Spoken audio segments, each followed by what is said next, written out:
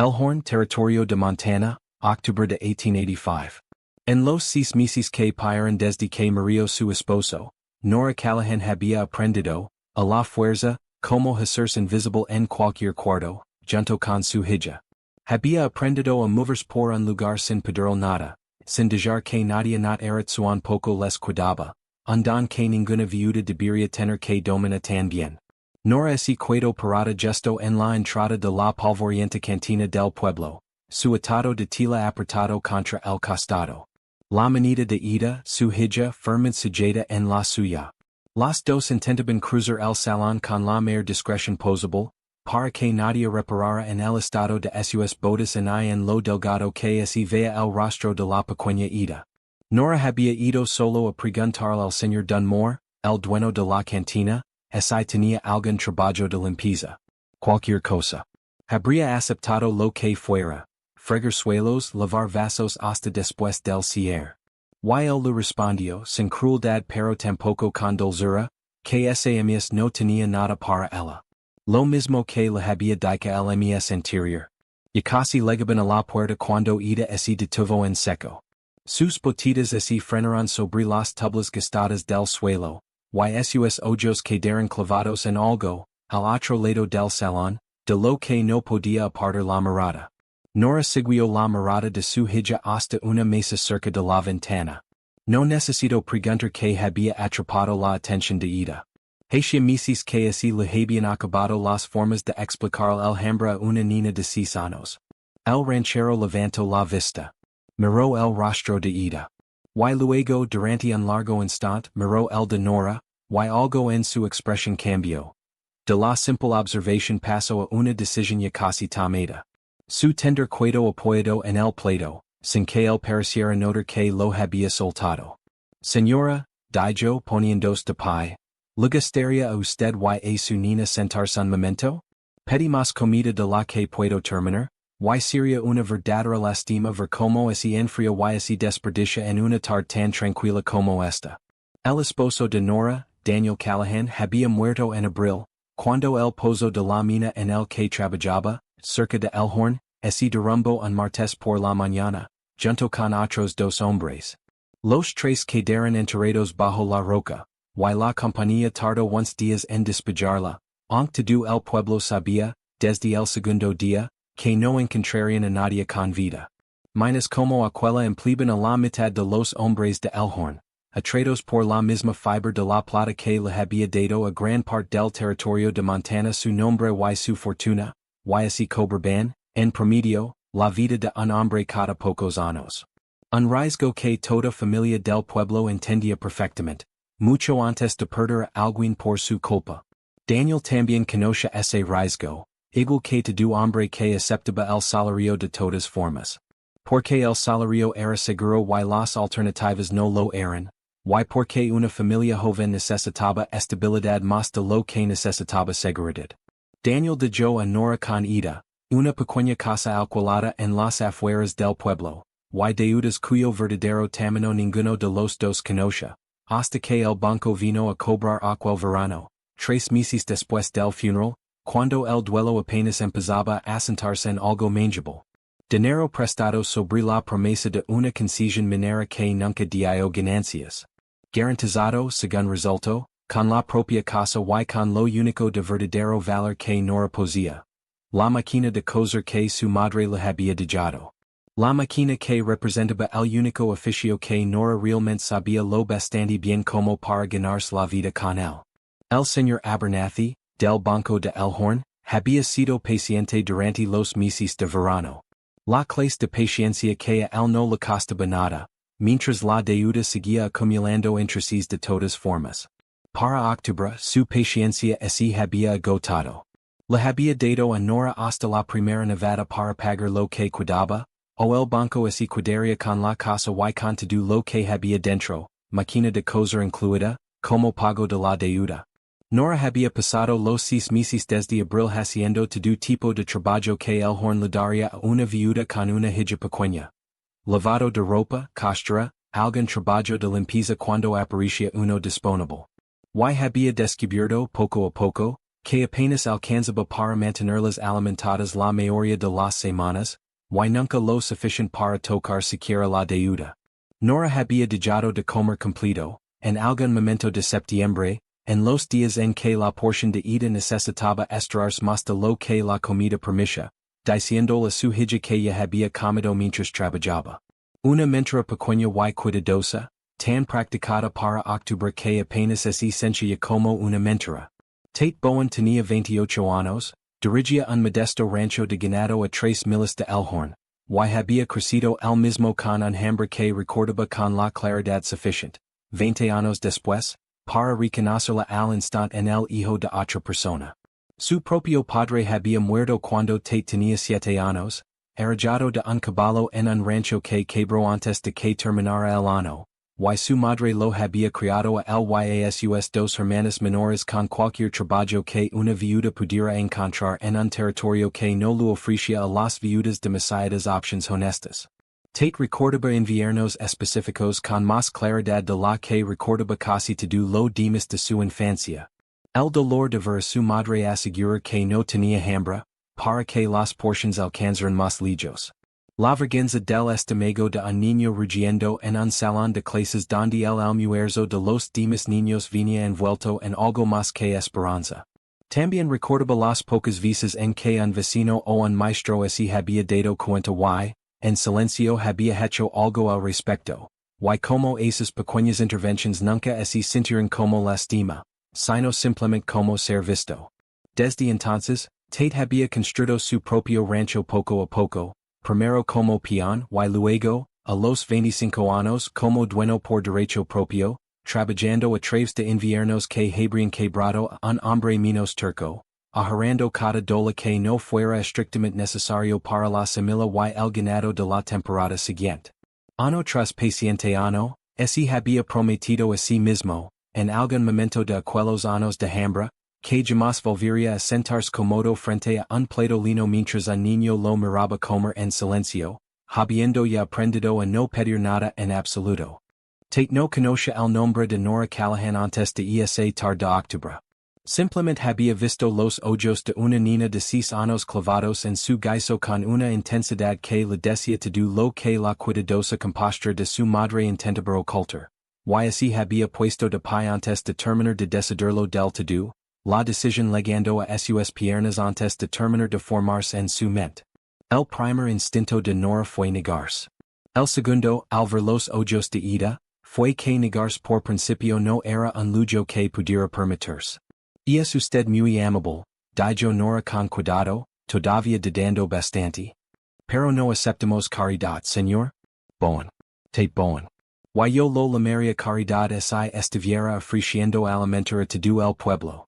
Señora, lo estoy ofreciendo compartir un plato que ya pague y que no puedo terminar, con una niña que parece no haber comido hoy. Me suena menos a caridad y más a no dejar que así desperdicie buena comida. Ida, sin esperar a que los adultos terminaran de negociar el asunto, y así había subido a la silla más cercana al plato, y Nora así encontró, pese todo instinto de orgullo, incapaz de sacar a su hija de allí. La visión de sus manitas ya alcanzando un bizcocho deshizo cada argumento cuidadoso que Nora había estado lista para dar. Gracias, dijo Nora en voz baja, sentándose también. No haremos de esto una costumbre.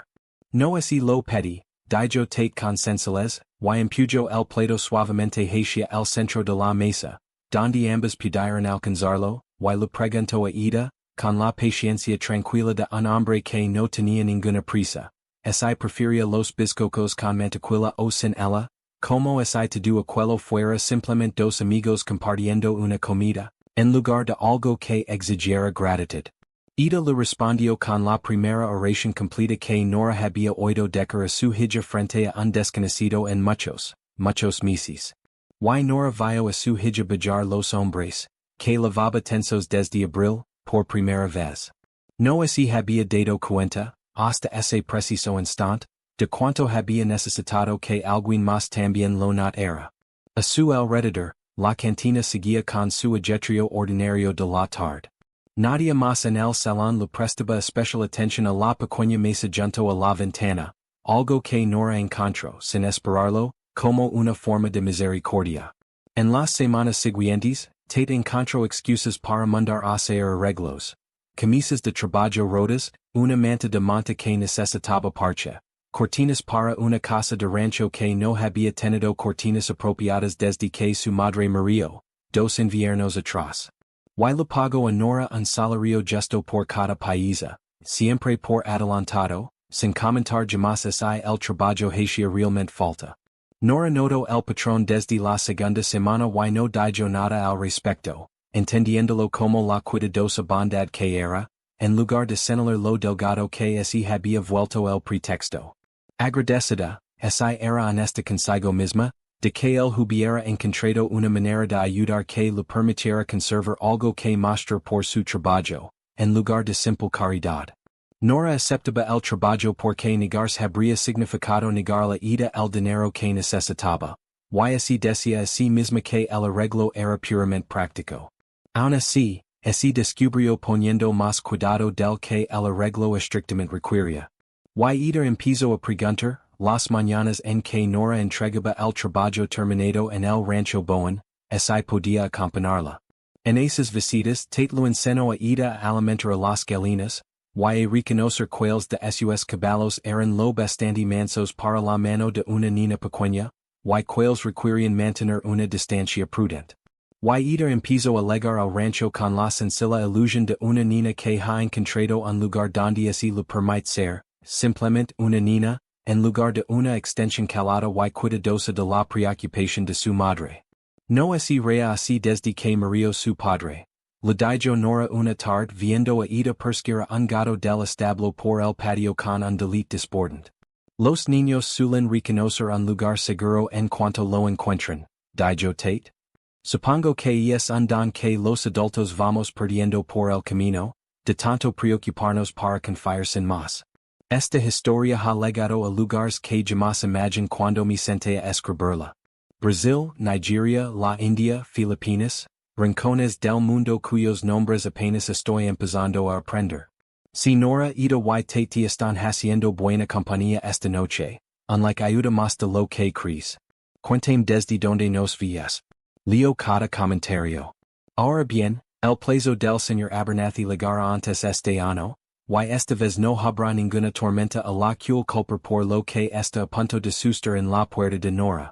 El señor Abernathy se presentó en persona a la puerta de Nora a principios de noviembre, 3 semanas antes de su plazo original, y lo informó, con el pesar de un hombre que ha decidido que el pesar no le cuesta nada, que un faltante en las propias cuentas del banco significaba que el plazo llegaría considerablemente antes de lo que ambos habían planeado. He reunido menos de la mitad de lo que se debe, dijo Nora, de pie en su propia puerta, con ida medio escondida detrás de su falda, escuchando con atención cada palabra que pasaba entre los dos adultos. Necesito más tiempo. He trabajado todos los días desde abril, señor Abernathy. No le he pedido en un solo día de gracia más allá de lo que me dio. Lo he dado desde abril, dijo Abernathy sin crueldad, aunque el efecto fue el mismo que si la hubiera tenido. La paciencia del banco no es ilimitada, señora Callahan.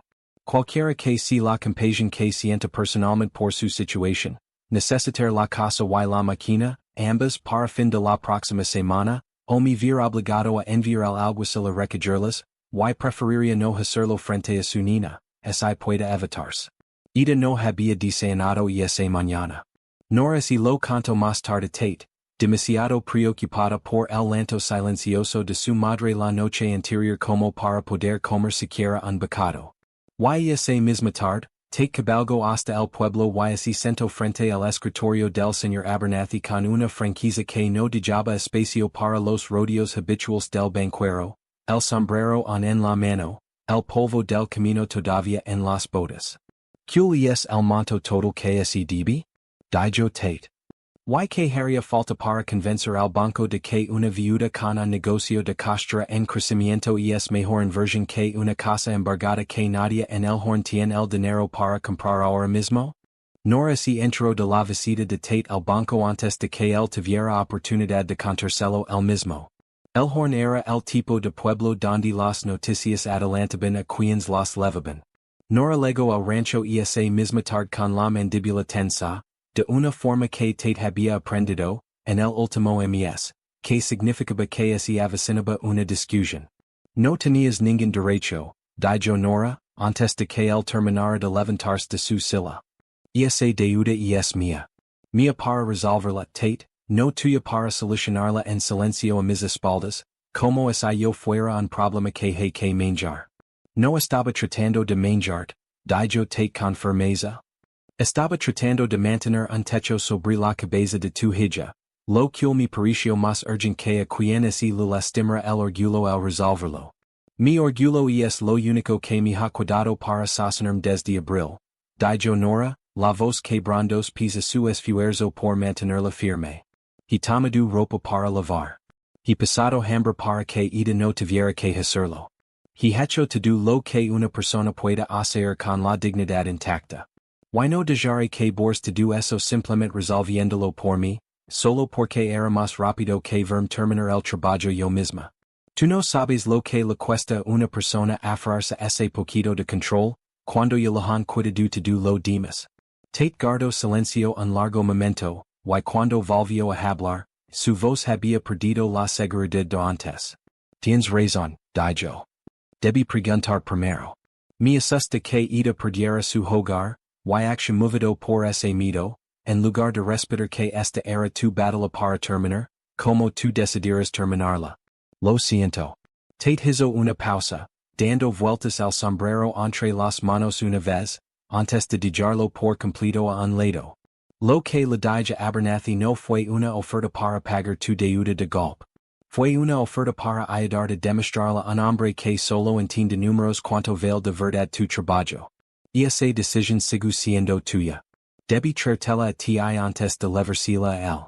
Nora se quedó con eso un largo momento, parte de la rabia disolviéndose ante la sencillez de la disculpa, del tipo que no intentaba justificarse para dejar de estar equivocada. Mustrame lo que le dijiste, dijo Nora finalmente. Y luego hacemos el resto juntos, o no lo hacemos en absoluto. No quiero que la deuda se pague de golpe. Quiero trabajo de verdad, lo bastante estable como para pagarla yo misma, a mi propio ritmo, con mis propias dos manos, y sin caridad de nadie mezclada en el asunto. Ninguno de los dos lo sabía todavía, pero la semana siguiente pondría a prueba esa promesa frente a todo el pueblo, sin ninguna tormenta detrás de la cual esconderse, y sin nada más que culpar que los propios números. El alguacil llegó a la puerta de Nora exactamente una semana después. El señor Abernathy caminaba detrás de él con un papel doblado en la mano, y Nora se paró en su propia puerta con la mano de ida apretada en la suya, viendo como un desconocido se preparaba para sacar la máquina de coser de su madre a la calle, frente a media vecindad reunida para mirar, atraída por la eficiencia con la que viajan las malas noticias en un pueblo de ese tamaño. Vengo a cobrar lo que se debe, señora Callahan, dijo Abernathy sin crueldad, pero con la finalidad plana de un hombre que ya había decidido que el asunto estaba resuelto, mucho antes de siquiera monta a caballo hacia su puerta esa mañana. Le di cada oportunidad justa que la paciencia del banco permisa. Le dio una oportunidad para fracasar, dijo Tate, legando a trot fuerte y viando del caballo antes de que este terminara de detenerse por completo. Una carpeta de cuero apretada bajo el brazo. No una justa. Más bien lo que tiene delante antes de mandar a un hombre a la casa de una viuda. Lo entregó a Abernathy la carpeta. Una pila de pedidos firmados por 6 esposas de rancheros del condado, cada una comprometida a costar y arreglos constantes durante todo el año siguiente. La clase de ingreso garantizado que ninguna casa embargada, vacía durante un invierno de Montana, podría igualar jamás. Eso es un ingreso más confiable que la mitad de los préstamos que este banco leva actualmente en sus propios libros, dijo Tate. Reestructure la deuda con eso como respaldo, repartala en 2 años en lugar de exigirla toda de golpe, y cobrara hasta el último $1 debido, con intereses de por medio. O puede cuidarse con una máquina de coser que vale una fracción de lo que se debe por ella, y una casa que nadie en este condado tiene el dinero para comprar este invierno. Abernathy estudió la carpeta durante un largo momento, toda la calle en silencio a su alrededor, las manos de ida todavía apretadas en las de su madre, el propio alguacil incómodo por haberse convertido en el centro de una escena de la que nadie allí quería formar parte. Este es tu trabajo, dijo Abernathy finalmente, mirando directamente a Nora en lugar de a Tate. No de él. Y es mío, dijo Nora con firmeza. Cada puntada. El señor Bowen solo reunió lo que ya era verdad, y lo puso donde usted tuviera que mirarlo de frente. Abernathy cerró los papeles despacio, toda la calle todavía observando, esperando. Mi propia madre lavaba ropa ayana después de que murió mi padre, dijo, en voz lo bastante baja como para que solo los más cercanos lo oyeran. Yo era más joven que su nina. Y pasado 20 años en la banca diciendo que los números no se preocupan de que manos hicieron el trabajo detrás de ellos. Quizás esa es la parte en la que he estado equivocado. Miró el alguacil. No vamos a cobrar hoy. Tendrá los términos reestructurados listos para el lunes, señora Callahan. 2 años la misma tasa, respaldados por el ingreso de esta carpeta, en lugar de por su máquina. El alguacil así tocó el sombrero y así fue sin decir palabra. La pequeña multitud reunida empezó a dispersarse lentamente. Varias de las esposas de rancheros que habían firmado esos pedidos así detuvieron para apartar la mano de Nora al pasar.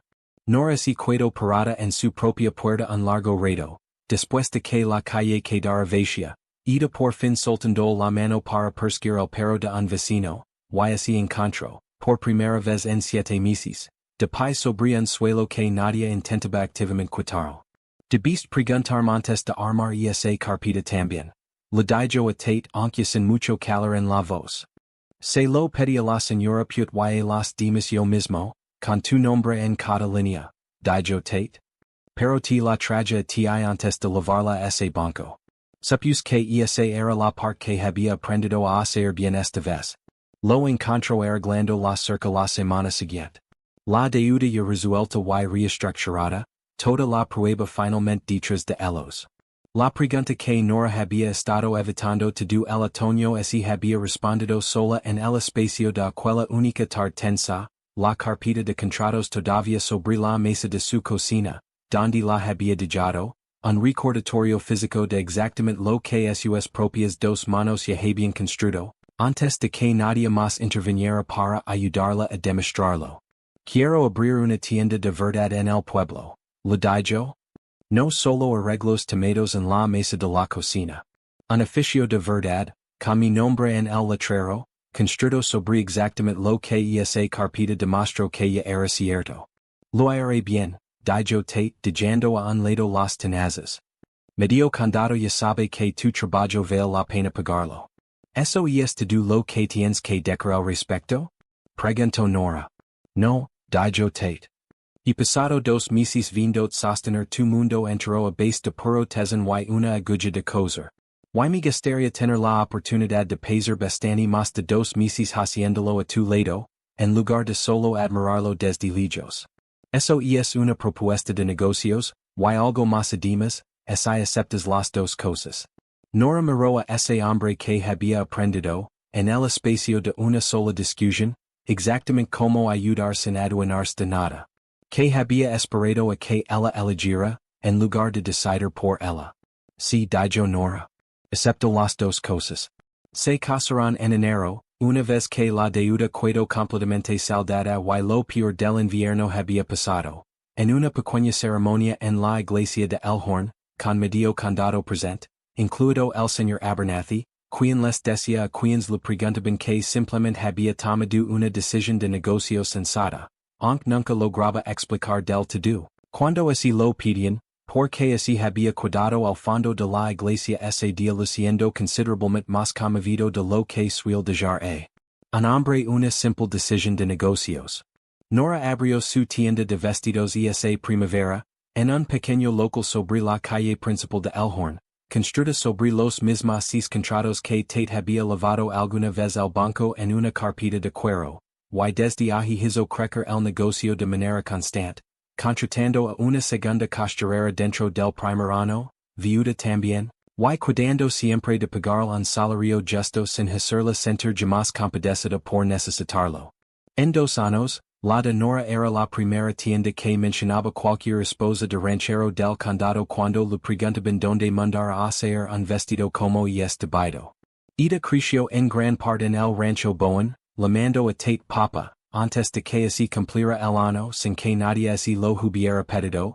Y nunca más volvió a irse la cama con hambre en una sola noche de su vida, un hecho del que Tate se aseguraba, en silencio y para siempre todos los días, sin hacer jamás alarde de ello. Ida aprendió a montar a los 8 años, y a coser casi tan bien como su madre a los 10, llevando adelante, en igual medida, un poco de cada uno de los dos.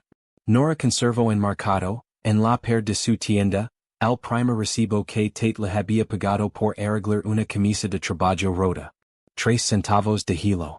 No porque el monto importara, sino porque marcaba, les decía a los clientes que preguntaban, el día exacto en que alguien había nadado, por primera vez, que ella trabajaba lo suficientemente duro como para merecer que así le pagara como corresponde, en lugar de que así la compadeciera simplemente por necesitar el dinero.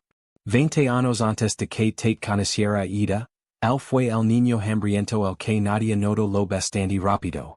Ese es el detalle que en verdad habrá algo en esta historia. No la carpeta llena de contratos, ni siquiera el plato de guiso. Sino simplemente un hombre que por fin tiene la oportunidad de ser, para la hija de otra persona, aquel que él necesitó a los 7 años y nunca terminó de recibir a tiempo. Nora pasó 6 meses insistiendo en que no necesitaba nada de nadie, y no se equivocaba al insistir en ello. El orgullo, sostenido con cuidado, era a veces lo único que mantenía a una persona en pie cuando ya le habían quitado todo lo demás. Pero lo que en verdad la salvó no fue que Tate la rescatara de una deuda. Fue que Tate aprendiera, en el espacio de una conversación difícil, la diferencia entre resolver un problema alguien y cuidarse su lado mientras esa persona lo resolvía por sí misma. Una lección que mucha gente bien intencionada nunca liga a aprender del todo, sin importar cuántas veces la vida le dé la oportunidad de hacerlo. Ida tuvo un padre que recordaba Alhambra lo suficientemente bien como para asegurarse de que ella jamás la sintiera. Nora tuvo un compañero que aprendió, la primera vez que se equivocó, exactamente como hacerlo bien la segunda. Eso no es poca cosa, ni en un hombre ni en una historia. La mayoría de la gente nunca aprende esa lección. Gracias de verdad por cabalgar conmigo hoy. Hasta la próxima amigo. Sigo cabalgando.